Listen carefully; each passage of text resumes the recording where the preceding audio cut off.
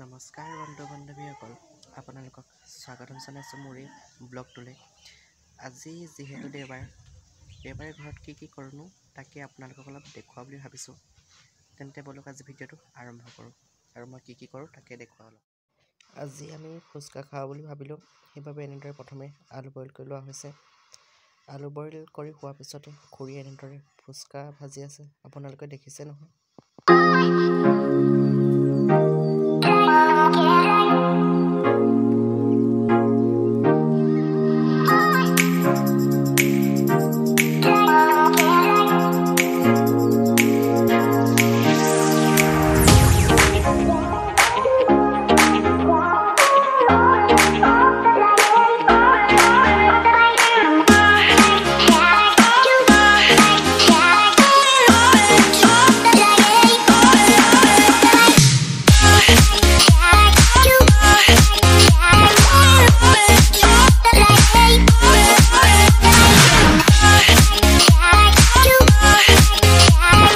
ফুচকাৰ বাবে এনেদৰে আলু ৰেডি কৰি থকা হৈছে, আপোনালোকে দেখিছে নহয়।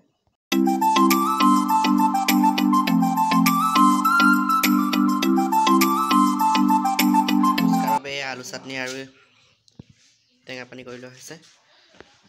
ফাইনেলি আমাৰ দেখিছে নহয় ফুচকা ৰেডি হৈ গ'ল, এতিয়া খোৱাহে কথা আৰু। আজিৰ এই মোৰ ব্লগটো চাই আপোনালোকে কেনেকুৱা পালে কমেণ্ট এটা কৰি জনাই দিব। আৰু আপোনালোকে যদি মোৰ এই ইউটিউব চেনেলটোত নতুনকৈ আহিছে তেন্তে মোৰ এই চেনেলটো ছাবস্ক্ৰাইব কৰি দিব। আজিলৈ সামৰিছোঁ, ধন্যবাদ।